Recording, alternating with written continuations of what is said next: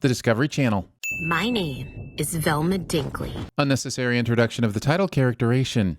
Also, is that orange sweater just floating there? Is that the mystery of the show? Will she ever solve who's behind the case of the sartorial levitation? Drawing eyelashes on what looks to be a very uncomfortable bra. Sure. Normally, origin stories are about tall, handsome guys struggling with the burden of being handed even more power. Trying to draw attention away from the patriarchy by immediately talking about it is a bold move, and we'll see if it pays off. Just in case.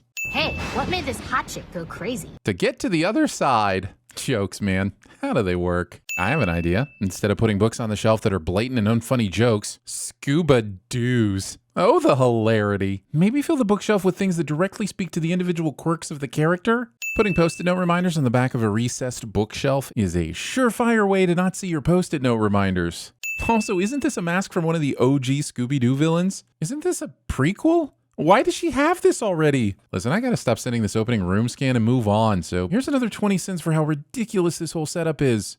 Not Fred and his weird sex van. After watching the rest of this show, we're all gonna come back here and wonder if the van is weird or the sex is weird.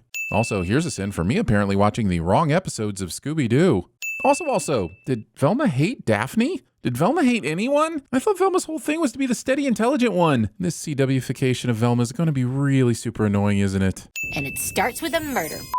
Calling your audience names. Throwing your sleep mask onto a 50-foot-high electric wire. How would you even launch it that high? And why?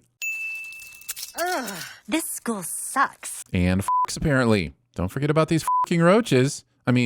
Roaches f***ing. Trust me, this is a subtle foreshadowing of a human mating ritual cell conversation that will take place in just a moment, so let's not rush past this pest smash. Also, shaming roaches for doing what most animals do naturally. Although cockroaches don't technically do it exactly like that. The male roach distracts the female roach with a gift of food and then uses one penis to lock onto them and the other one to deliver the goods. That's right, they're technically double cockroaches. Team shower discussion topic of the day. Team shower discussion topics. Have you ever noticed how pilot episodes of TV shows always have more gratuitous sex and nudity? No, but I have noticed that you walked into the shower spray while leaving your towel on, which will cease to make it a functional towel. Also, this meta wink at the fact that this takes place in the girls' locker room with shower pals is completely undermined by the sheer amount of physics-defying nipple bubbles. I'm not asking for full frontal nudity for the sake of the joke. I'm just asking you to maybe not make the dumb joke in the first place. Then why was your favorite part of the Riverdale pilot when Betty and Veronica kissed? Well, because I was instantly called out as tired in the scene. But it was also called taboo. Faux lesbian kissing hasn't been taboo since 1994. Taboo.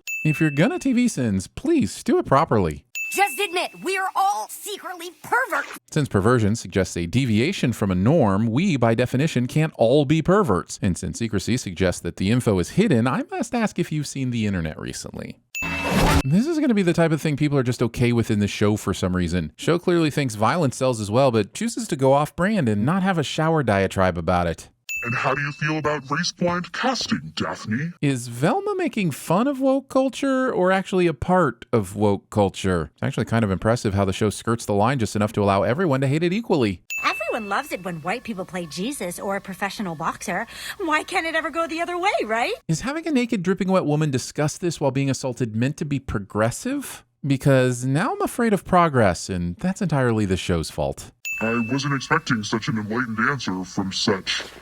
A bitch. It was Velma the entire time! Listen, if you're gonna Scooby-Doo your protagonist reveal, it should be a reveal and not just a confirmation of the viewer's assumption. Also, is the goal to make Velma the least likable protagonist in the history of television? Because bang up job, crew. See, now if this was a show, it'd be super hot if you two kissed. Oh, well, let me just jot that down. Not a show.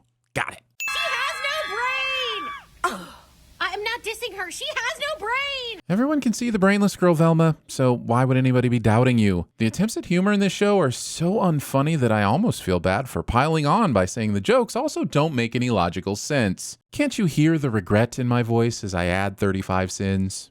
And I wasn't lurking. I was waiting to shower alone. With gloves, a hood, and a voice modulator? I'll never understand women and their toiletry supplies. No, because I hate your stupid adopted daughter and her fake-ass friends. So the police team they sent in to interrogate her are the moms of her classmate? Has no one here heard of a conflict of interest? As in, I'm experiencing zero conflict about my complete lack of interest as to where any of this is going. And yet you Daphne used to be best friends. Isn't that right? Most shows or movies at least give the tiniest bit of effort to hide blatant exposition, but not Velma. Velma's like, let's have the police fill in the backstory through interrogation and random personal photos that have nothing to do with the case that are consecutively inserted into the case file for reasons. You got 24 hours and then we arrest you. Because we're not just great at forced exposition, we're also really good at bullshit ticking clock tension setup. Also, was she not already under arrest? Why was she handcuffed to the table? Taking over 2 hours to walk out of the police station. Also, the hoodie she just had in the interrogation room is suddenly gone missing by the time she gets outside of the police station, unnecessarily adding to the list of unsolved mysteries. You cheat off me in Spanish because you think I'm Mexican. Maybe. I have a disease where I can't recognize people who aren't hot. What you need to know is that Fred is a bigot and probably a racist, but still hot enough for Velma to swoon over. And as far as the episode's concerned, there'll be no lessons learned about the dangers of thinking with your dinkly. Also, was the idea to make me hate the entire Scooby-Doo team? Because bang up job, crew. You're not real. You're not real. My exact reaction every 3 minutes watching this show somehow makes it into the episode. I'm not just a waitress, I'm also... A basic bitch who doesn't even know how to use hashtags? No, I'm also hashtag the owner of Spooners. Don't forget that you're also the newest character to be introduced that we won't care about in the slightest, because you're a vehicle for exposition and thematic cliches first and a person second. Babies with xenomorphic tendencies. If you're horny, let's do it. Ride it, my pony. Scene contains neither magic nor Mike. She was the rare slut that did not deserve to be murdered. What the f***? I honestly don't even know that I'm needed here. Wait, so after she screamed earlier about suddenly being told she had a surprise job she didn't want, she decided to do it anyway? Can anyone in this show make a normal human decision? All these roaches will disappear in a moment, making their threat purely symbolic.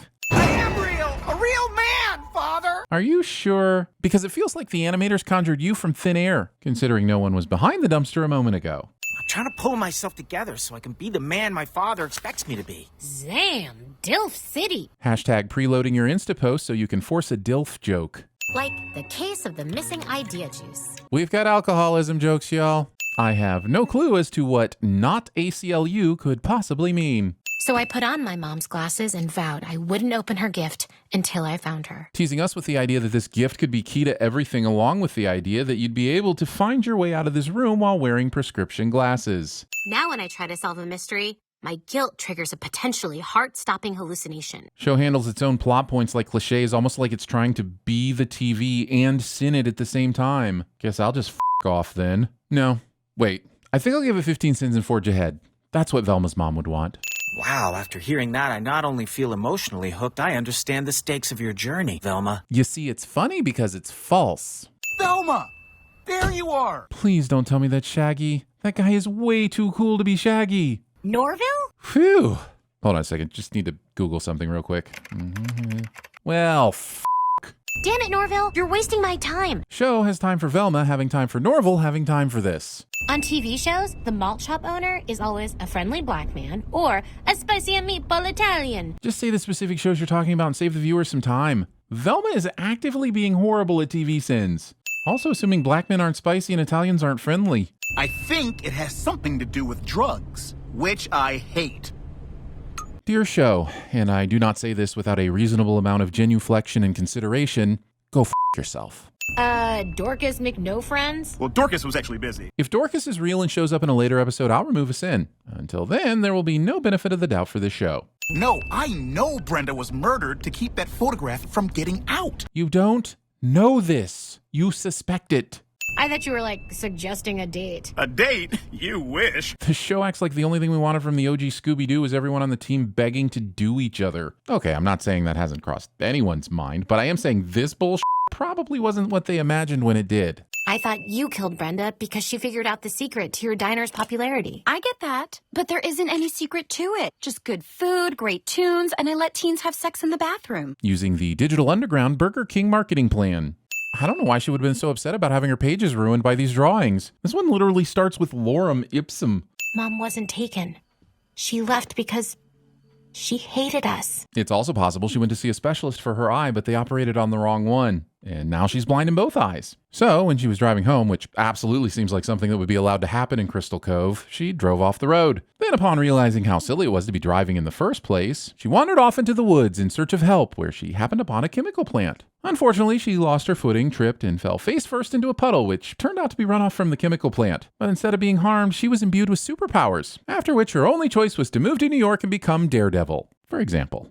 And you can start changing your personality to fit in and avoid prison. Was this option on the table the whole time? Or has it just been completely fabricated because the writer saw something like this in a different show one time, thought it was dumb, and decided to include it as a joke? This outfit is clearly just a ploy to make us think you're not a brain-removing serial killer anymore. And other things you would say to a serial killer in a world with consequences that none of the characters care about. Who's carrying a tomato around before first bell? A banana peel I understand, but a tomato? Underneath this banging new Luke, I learned this is not a creature capable of murder. Nay, it is just a scared little boy who wants our friendship. Fred being the hero this city deserves, in that it doesn't deserve one. Well, well, well. Well, well, well. Now even the show is trying to dispose of its jokes in real time, using the hot bacteria distribution machine to dry your hands. Sure, if someone was like, want to see a naked picture of Fred? I'd be like, hubba, hubba. But I'd say that about anyone. Waiting until the end of the episode to make your protagonist relatable. Norval really hates drugs, to like a suspicious degree.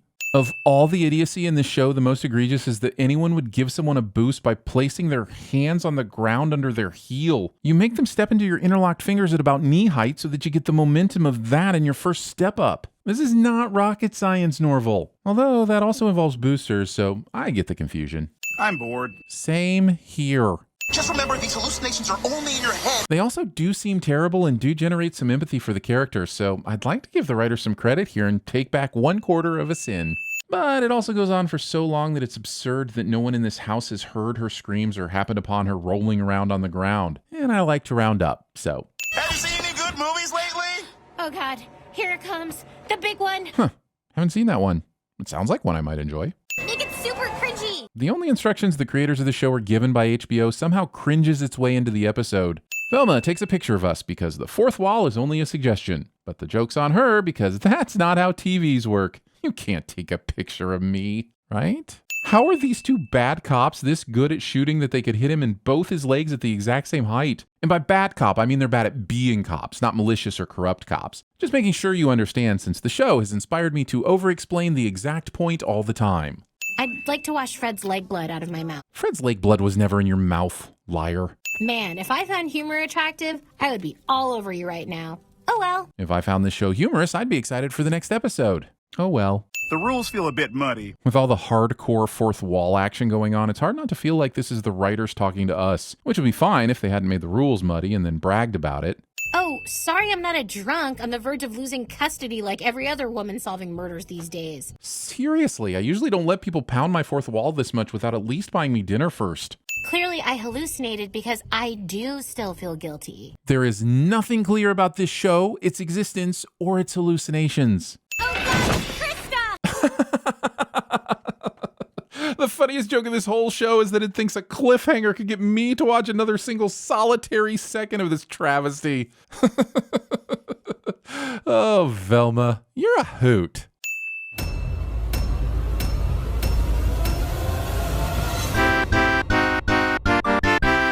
Spooky mystery solvers. That's a mystery. I don't solve mysteries. You don't solve mysteries anymore.